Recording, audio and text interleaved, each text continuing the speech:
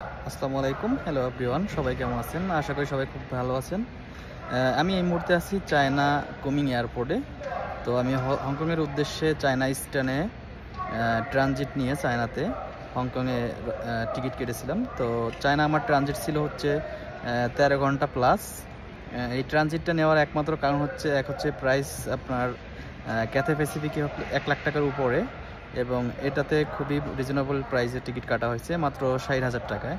তো সেই ক্ষেত্রে ট্রানজিট নিয়ে আর একটা কারণ ছিল, সেটা হচ্ছে যদি আপনার হংকংয়ের ভিসা থাকে সেই ক্ষেত্রে চায়নাতে যদি ট্রানজিট নেন তাহলে আপনি টেম্পোরারি এন্ট্রি পারমিট পাবেন, এবং আপনি চাইলে চায়নার যে আশেপাশে যে শহরগুলি আছে বা আশেপাশে আপনি ঘুরে দেখতে পারবেন। আপনাকে ইমিগ্রেশন থেকে একটি এন্ট্রি পারমিট সিল দেবে, এবং এন্ট্রি পারমিট সিল নিয়ে আপনি চায়না ঘুরতে পারবেন।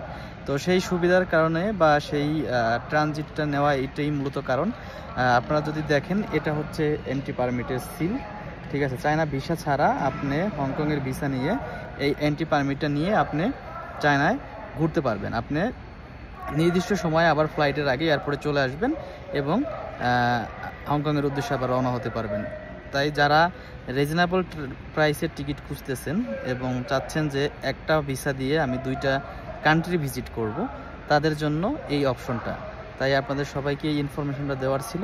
সকলে ভালো থাকবেন, সুস্থ থাকবেন। আসসালামু আলাইকুম।